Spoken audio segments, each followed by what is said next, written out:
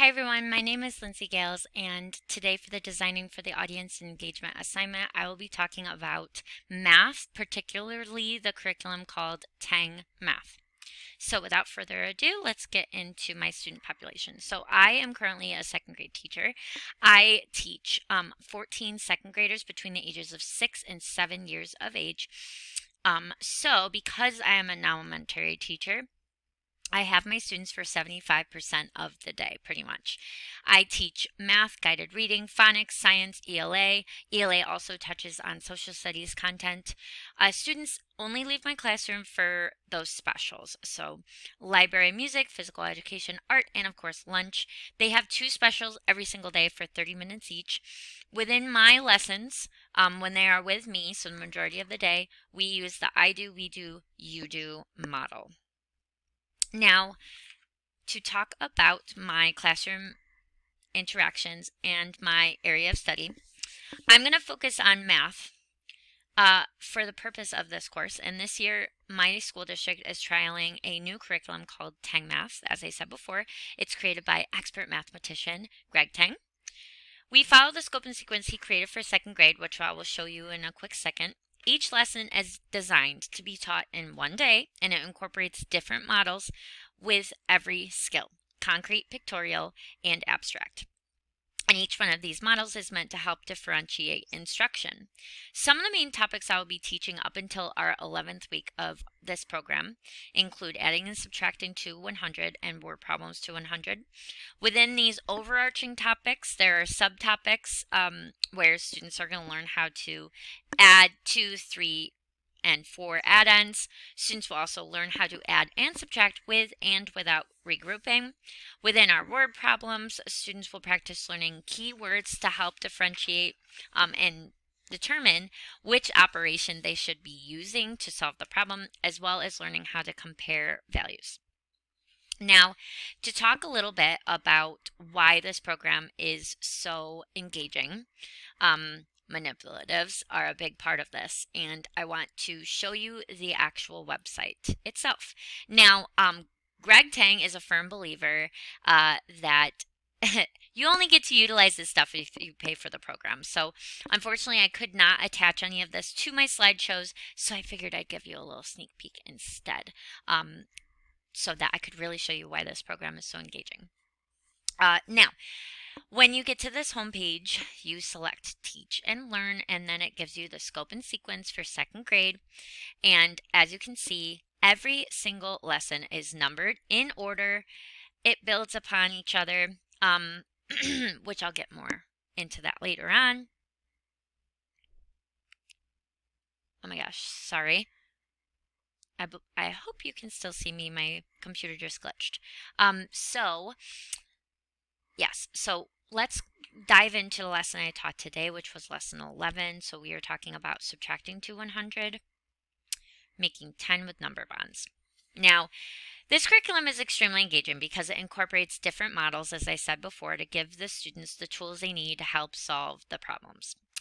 Now, the concrete model is what is now in front of you. You can select between C, P, and A, concrete, pictorial, and abstract.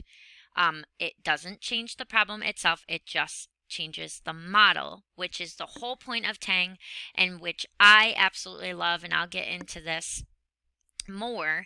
It really helps you cater to the individual and show students that they have their own toolbox, and they need to put the strategies that are going to help them best in their toolbox to be used later on.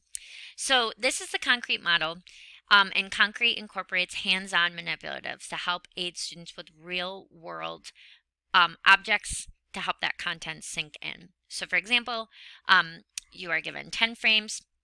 Students are always following me as I'm projecting this on my board.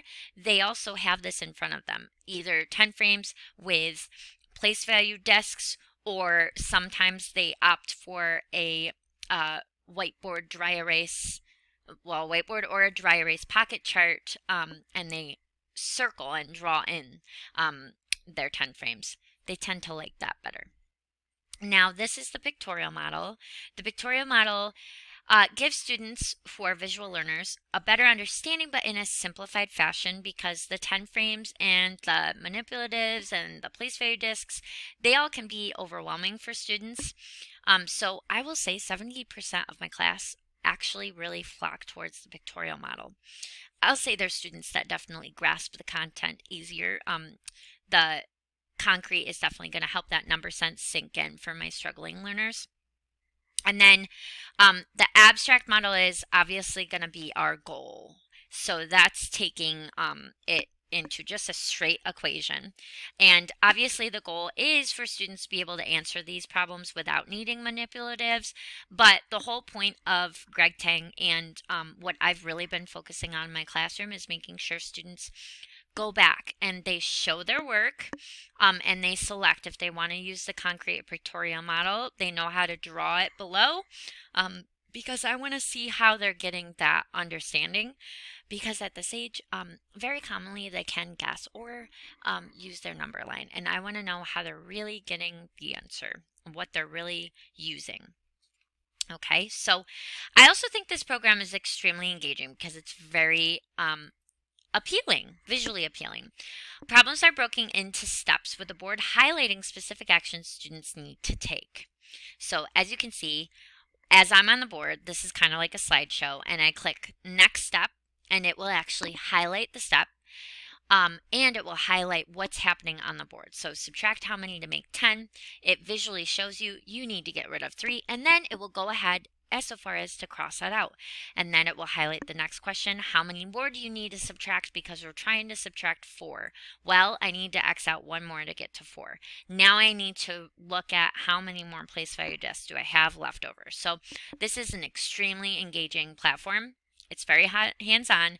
It's perfect for building and creating number sense. So let's dive into technology. Okay. Now, in this case, I have a Promethean board, but this curriculum needs to be displayed on some sort of projector, whether it is a document camera, a smart board, a Promethean board like me. There are whole group aspects where you do need to be able to project this. Greg Tang is also a website that is easily accessible through Google Classroom, or sorry, not Google Classroom, Google Chrome.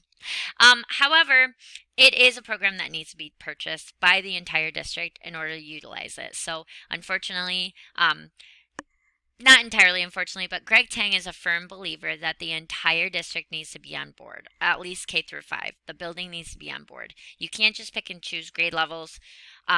He believes in bridging those gaps, and he believes the only way you're going to do that is that every teacher is on board and every teacher is following the same protocol, the same procedures, the same steps. You know exactly what they are learning in 3rd grade. I know exactly what they are learning in 1st grade. So it really does. It's going to be great to see how it works this year. In the past, our teachers have really done their own, and not all the students are getting the same information because it's not the same across the grade level. So I'm excited to see what this program is going to do for us. So he also believes in sequence, like I said, so ensuring all grade levels are following the same steps, bridging those gaps. This program also has puzzles and games that could be accessed between student Chromebooks for extra practice. There are computerized games. There are also printable puzzles that helps students get into more like Sudoku style puzzles. Really helps with the word problems. So for the purpose of this project, I am going to be using a Promethean board. They're going to follow along with manipulatives, dry erase pocket charts, or whiteboards.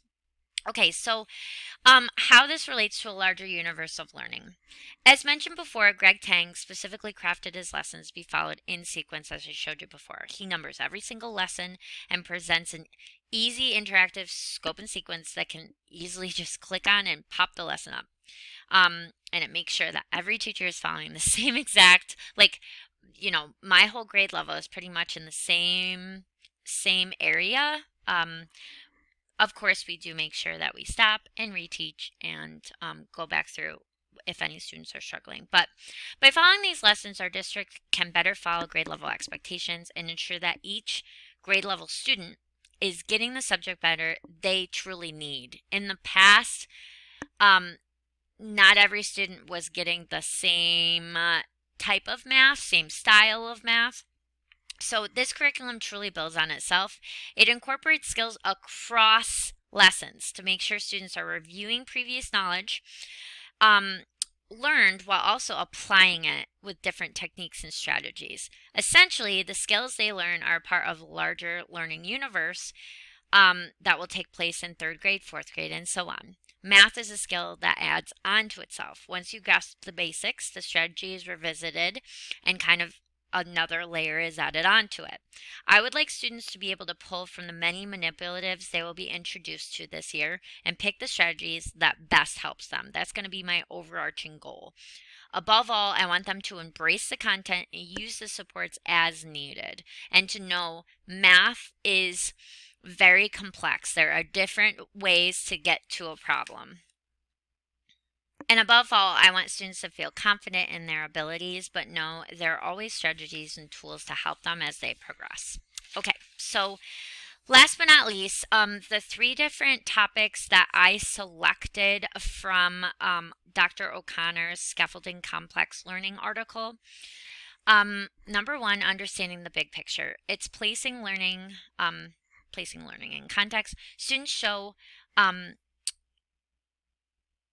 know the importance behind the skills taught and how those skills will benefit them in the real world. I also make sure to walk through different manipulatives and models to indicate that every student has an imaginary toolbox. Like I said before, they need to pick the tool that is going to help them and support them to the best of their individual needs.